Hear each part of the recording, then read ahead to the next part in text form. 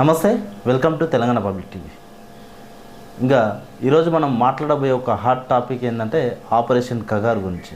అసలు నక్సల్ ఉద్యమం అంటే ఏంది, దాని యొక్క లక్ష్యాలు ఏంది, ఎస్సీ ఎస్టీ బీసీ వర్గాల పాత్ర ఎంత ఉంది ఆ నక్సల్ ఉద్యమంలో, ఇంకా అదేవిధంగా అణచివేతతో ఈ ఉద్యమం ఎలా మరింత బలపడుతుందనే విషయాలు కొన్ని మాట్లాడే ప్రయత్నం చేద్దాం. అసలు ఆపరేషన్ కగార్తో అసలు కేంద్రం ఏం సాధించింది, అసలు ఆపరేషన్ కగార్తో వాళ్ళు ఏం చేయాలనుకుంటున్నారు, అసలు దీని యొక్క ముఖ్యమైన విషయం ఏందనే కొన్ని అంశాలు మాట్లాడే ప్రయత్నం చేద్దాం. ఆపరేషన్ కగార్ 2024 జనవరిలో కేంద్ర హోంమంత్రి అమిత్ షా ఆధ్వర్యంలో మొదలైన ఒక భారీ ఆపరేషన్ నక్సలిజాన్ని అంతం చేయడమే లక్ష్యంగా పెట్టుకుంది. 2025 మే 14 నాటికి ఛత్తీస్గఢ్ తెలంగాణ సరిహద్దుల్లోని కర్రెగుట్ట హిల్స్లో జరిగిన ఆపరేషన్ బ్లాక్ ఫారెస్ట్లో 31 మంది నక్సల్స్ హతమైనట్టు, మొత్తం 350 మంది నక్సల్స్ ఈ ఆపరేషన్లో ఇంతటి భారీ ఆపరేషన్ దాదాపు 20,000 మంది సిబ్బందితో కలిపి డ్రోన్లు, హెలికాప్టర్లు, ఆర్టిఫిషియల్ ఇంటెలిజెన్స్ వంటి టెక్నాలజీని వాడారని నక్సలైట్ల చివరి కంచుకోట అయిన కర్రెగుట్ట హిల్స్ని స్వాధీనం చేసుకుని అక్కడ జాతీయ జెండాను ఎగురేశారు. కానీ ఇంతటితో నక్సల్ ఉద్యమం ముగిసిపోతుందా? అసలు కుదరదు. ఎందుకంటే నక్సల్ ఉద్యమం అనేది కేవలం ఆయుధాలతో పోరాడే గ్రూప్ కాదు, ఇది ఒక భావజాలం, ఒక ఆలోచన విధానం, ఒక తిరుగుబాటు. అసలు నక్సల్ ఉద్యమం యొక్క లక్ష్యం ఏంది అనే కొన్ని విషయాలు మనం మాట్లాడుకుంటే 1967లో పశ్చిమ బెంగాల్లోని నక్సల్బరీ గ్రామంలో ఒక తిరుగుబాటుతో పుట్టిన నక్సల్ ఉద్యమం దాని మూలాలను మావోయిస్ట్ సిద్ధాంతం నుంచి తీసుకుంది. దీని ప్రధాన లక్ష్యం భారతదేశంలోని ప్రజాస్వామ్య వ్యవస్థను కూలగొట్టి ఒక తరగతి రహిత సమాజాన్ని స్థాపించడం, అంటే ఎవరిని దోపిడీ చేయని అందరూ సమానమైన సమాజం. దీనికోసం వాళ్ళు భూస్వాములు, పెట్టుబడిదారులు, ప్రభుత్వ అధికారులపై సాయుధ పోరాటం చేశారు. ఈ ఉద్యమం ఎక్కువ గిరిజన ప్రాంతాల్లో, అడవుల్లో, మైనింగ్ రిచ్ ఏరియాలో, ఛత్తీస్గఢ్, జార్ఖండ్, ఒడిశా, ఆంధ్రప్రదేశ్, తెలంగాణ వంటి రాష్ట్రాల్లో ఎక్కువ కనిపిస్తుంది. ఎందుకంటే ఈ ప్రాంతాల్లో అభివృద్ధి అనేది పేరుకే కానీ నిజానికి ఆదివాసీలు, దళితులు, పేదలు దోపిడీకి గురవుతున్నారు. నక్సలైట్లు వీళ్ళ కోసమే పోరాడుతున్నారని చెప్పుకోవచ్చు. ఎస్సీ ఎస్టీ బీసీలో ఎందుకు ఎక్కువగా ఈ నక్సల్ ఉద్యమంలో చేరుతున్నారు అనే దానికి మనం ఇక్కడికి కీలక పాయింట్కి వస్తాం. నక్సల్ ఉద్యమంలో చేరే వాళ్ళలో ఎక్కువగా ఎస్సీ అంటే షెడ్యూల్ కులాలు, ST schedule tribes, BC backward classes ఈ వర్గాలే వాళ్ళే ఎందుకు ఎక్కువగా ఉంటారు. ఈ వర్గాలు అసలు కొన్ని శతాబ్దాల కాలంగా అణచివేతకు, దోపిడీకి గురవుతున్నాయి. భూస్వాములు, పెట్టుబడిదారులు, ప్రభుత్వ విధానాలు వీళ్ళని అణగదొక్కాయి. ఆదివాసులు, దళితులు తమ భూములను కోల్పోతున్నారు. మైనింగ్ కంపెనీలు పెద్ద పెద్ద ప్రాజెక్టుల కోసం వీళ్ళ భూములను బలవంతంగా తీసుకుంటున్నారు. అభివృద్ధి అసలు శూన్యమై వీళ్ళని అభివృద్ధి నుంచి వెలివేసినంతగా ప్రభుత్వం అభివృద్ధి అంటూ చేసే ప్రాజెక్టుల్లో వీళ్ళకు ఎలాంటి ప్రయోజనం ఉండదు. ఉదాహరణకు ఒక అడవిని నరికేసి ఫ్యాక్టరీ కడితే ఆ అడవిపై ఆధారపడ్డ ఆదివాసులు రోడ్డున పడతారు.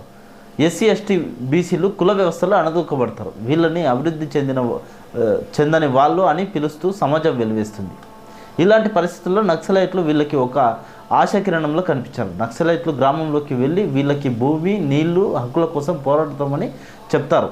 అంతేకాదు స్కూళ్ళు, ఆసుపత్రులు, నీటి సౌకర్యాలు కల్పించారు.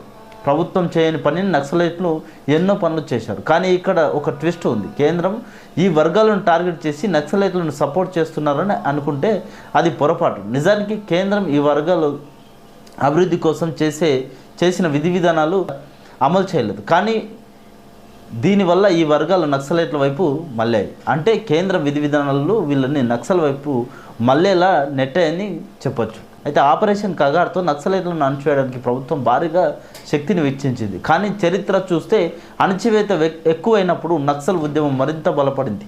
1970లలో మొదటిసారి నక్సలైట్లను అణచివేశారు. కానీ 1980లలో పీపుల్స్ వార్ గ్రూప్ రూపంలో మళ్ళీ ఉద్భవించారు. 2004లో పీడబ్ల్యూజీ, ఎంసీసీ కలిపి సిపిఐ మావోయిస్ట్ పార్టీగా ఏర్పడి మరింత శక్తివంతంగా మారారు.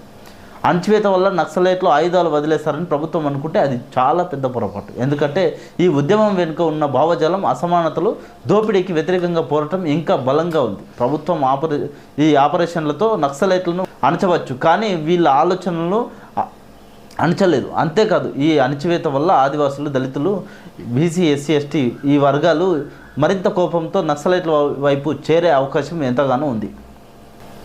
నక్సల్ ఉద్యమాన్ని కేవలం హింసాత్మకంగా లేకపోతే పొరపాటున వీళ్ళు పెద్ద ఎత్తున మరణకాండ సృష్టిస్తారు అంటే టోటల్గా హింసాత్మకంగా చూడడం సరికాదు.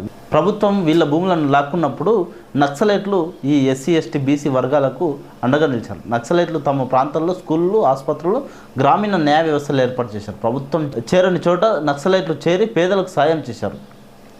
కుల వ్యవస్థ, భూస్వామ్య వ్యవస్థలను ఎదిరించి అందరికీ సమాన హక్కులు రావాలని నక్సలైట్లు పోరాడుతున్నారు. అవును, వీళ్ళు హింసను ఎంచుకున్నారు, కానీ ఆ హింస వెనుక ఒక కారణం ఉంది. వాళ్ళకు హింస లేకుండా మాట్లాడితే ఎవడు వినలేరు, అందుకే ఈ దారిని ఎంచుకున్నారని చెప్పొచ్చు. ఇక ఫైనల్గా నక్సల్ ఉద్యమం ఆగుతుందా? ఈ ఆపరేషన్ కగార్తో కావచ్చు, కేంద్రం ఈ నక్సల్స్ పైన చేస్తున్న ఈ యొక్క పరిణామం కావచ్చు, నక్సల్ ఉద్యమాన్ని ఆపే ప్రయత్నం చేస్తుంది కదా. ఈ నక్సల్ ఉద్యమం ఆగుతుందని మనం మాట్లాడుకుంటే ఆపరేషన్ కగార్ ఒక ముఖ్యమైన పెద్ద ఎత్తున దెబ్బతీసింది. ఎందుకంటే కేశవరావు చనిపోవడం, ఇంకా చాలామంది ముఖ్యమైన నాయకులు చనిపోవడం. కానీ నక్సల్ ఉద్యమం ఇంతటితో ఆగదని చెప్పొచ్చు. ఎందుకంటే ఈ ఉద్యమం వెనుక ఉన్న అసమానత, అన్యాయాలు ఇంకా పోలేదు.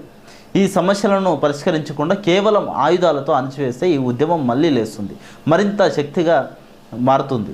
అందుకే ప్రభుత్వం ఆదివాసులకు, దళితులకు, బీసీలకు న్యాయం చేయాలి. వీళ్ళ భూములు కాపాడాలి, అభివృద్ధిలో భాగం చేయాలి. లేకపోతే నక్సల్ ఉద్యమం ఆగదు. అణచివేత ఎక్కువైతే ఈ ఉద్యమం మరింత ఎక్కువవుతుంది. సో నక్సల్ ఉద్యమం అనేది కేవలం ఒక హింస కాదు, ఇది ఒక అన్యాయానికి వ్యతిరేకంగా పుట్టిన తిరుగుబాటు. ఆపరేషన్ కగార్ ఒక పెద్ద దెబ్బ కొట్టింది, కానీ అసలు సమస్య పరిష్కరించకపోతే ఈ పోరాటం ఆగదు. ఈ వీడియో మరింత మందికి షేర్ చేసి సబ్స్క్రైబ్ చేయండి.